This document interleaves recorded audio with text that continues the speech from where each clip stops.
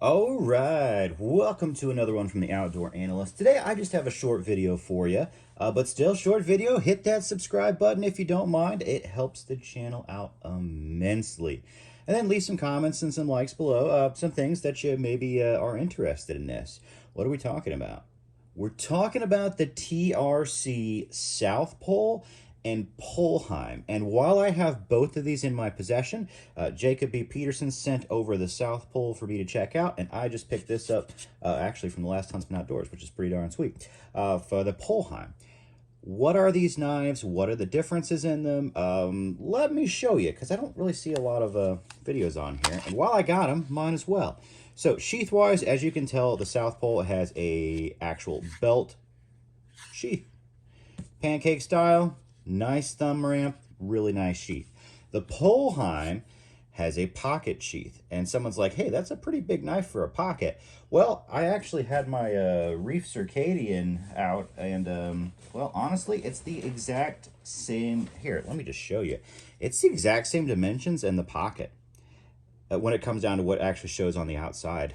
So you have like an extra inch inside the pocket, so as long as you got some decent sized pants, you're good. But on the outside, looks exactly the same. So yes, this is a pocket sheath for a 4-inch blade, and it is a nice taco kydex. Great thumb ramp.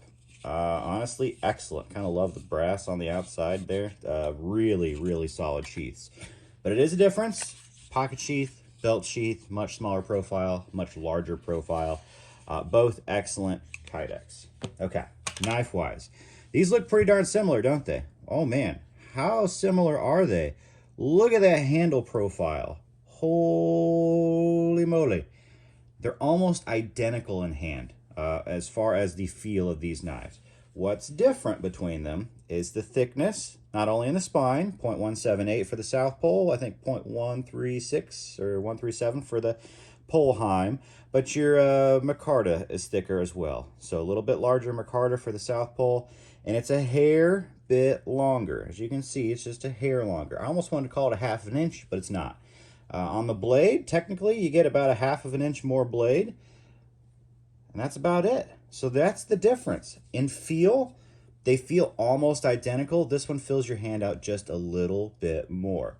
The spine, they have a little more aggressive jimping on the Polheim, and it's actually slightly less rounded.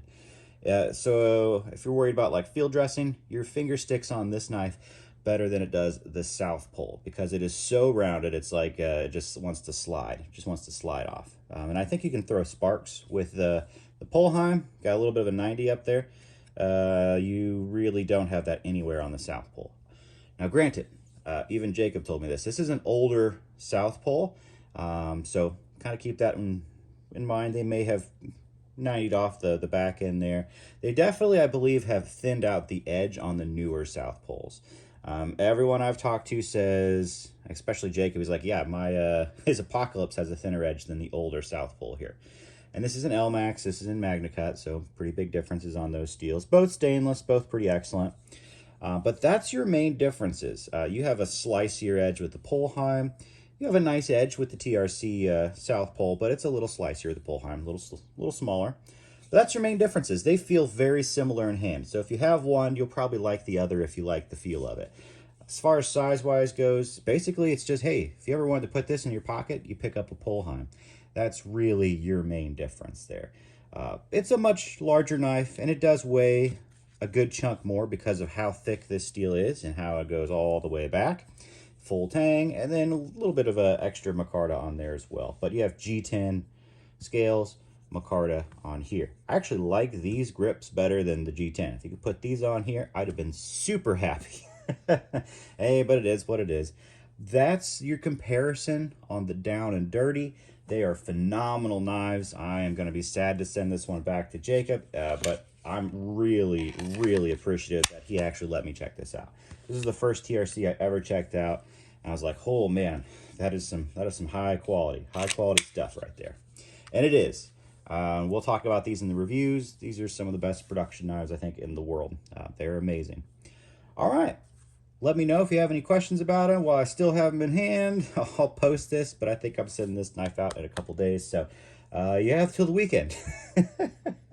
Alrighty, I'll catch you on the next one.